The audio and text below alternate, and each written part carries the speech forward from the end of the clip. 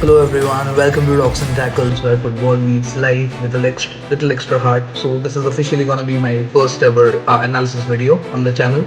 So if you're someone who watch matches with a notepad in your mind, yeah, someone who just lives the game emotionally, you're in the right place, my friend. So hit that subscribe button and join the fam क्योंकि ये journey अभी शुरू हुई है.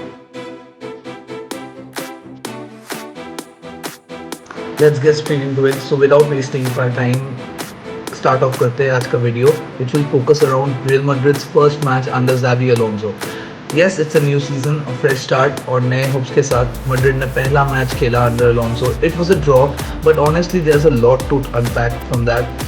Before that, let's talk about Alonso's philosophy, from tactical tweaks to pressing patterns, substitutions to structure. We are going to briefly look into everything what worked for him at Leverkusen, what did not, and what's coming next.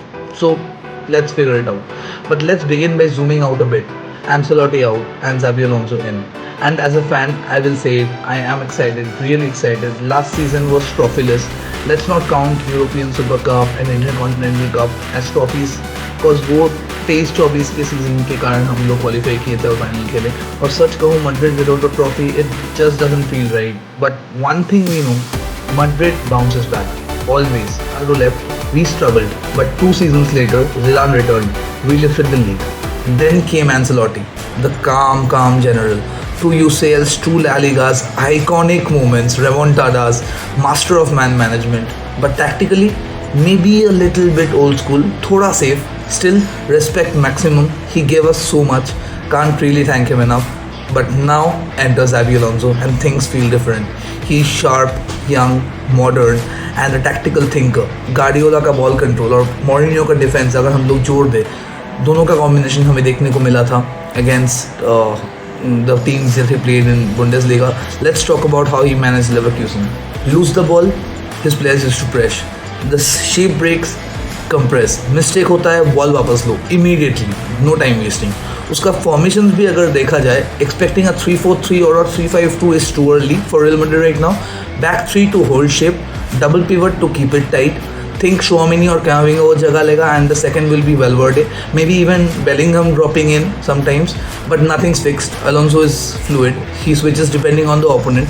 You might see a 3-4-2-1 or a 4-2-3-1 initially, or even a wild 3-5 in attack. In possession, he likes to come out with triangles built out from the back. Wingbacks invade half spaces, midfielders drop deep, and then boom, vertical pass through the middle. It's quick, controlled, purposeful, no random long balls anymore. Every move has intent, and out of possession उसने clearly बता दिया है कि अगर कोई attacker सही से press ना करे तो उसे भी alternative solutions देखने पड़ेंगे. A tight mid block narrows the pitch.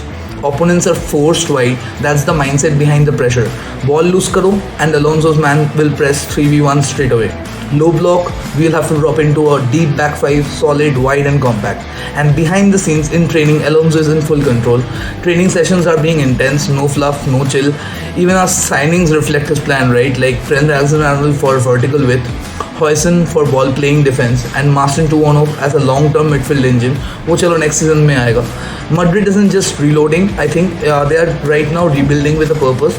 And now let's have a look at how we play.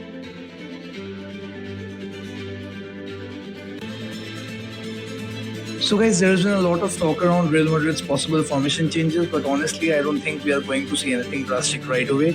Xabi Alonso himself said initially he won't be switching to a 3 at the back setup, so 4-3-3 he primary structure रहेगा. He doesn't really want to disturb the legacy of Real Madrid's classic setup. Champions League के golden days में भी याद करो, it was always 4-3-3 with Ronaldo, Bale, Benzema up front and Modric, Kroos and Casemiro holding down the midfield. So now the most exciting inclusion is definitely Dean Huijsen. In the last match, his chemistry with Bellingham was really good. The long balls were sharp, positioning was on point, and he seemed super comfortable linking up with Jude. Huijsen को थोड़ा positional freedom मिल रहा है, especially in that back four system, but his reading of the game will be critical defensively. He has to lead. Trent Alexander-Arnold, I really did not like his game that much. उसका performance मुझे उतना convincing अभी तक तो नहीं लगा.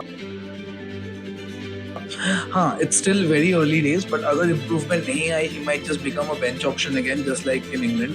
In that case, Carvajal could still be our go-to right back at least for this season. Now, एक player का बात मैं अभी करूँगा, which is Jude Bellingham. Right now, he is the pivot of this midfield. Alonso has already mentioned he sees Jude as a more complete all-round midfielder. पर इसका मतलब ये भी हो सकता है कि Jude को थोड़ा deeper role मिले. Attacking liberty might get reduced slightly a bit initially, but उसका ascension will also be very important going ahead into the season. One player I was really impressed with in the second half was Arda Güler. He completely changed the pace of his game, picking up the ball from midfield, carrying it forward, and distributing it smartly. That kind of control in the final third, वो missing था पहले, and आर्डा ने वो spark दिया. If Alonso continues his ever philosophy, Real Madrid could play in a similar structure. This is how it will look a bit like. So Huijsen playing direct long balls or quick passes to Camavinga or Tchouaméni with Valverde driving it forward to Arda. And then there's Bellingham. He'll have that semi-free role again if he's allowed to play his natural game. Honestly, Real Madrid's midfield could become the best in Europe. जब ये सब pieces fit हो जाते हैं, this team can definitely become very deadly.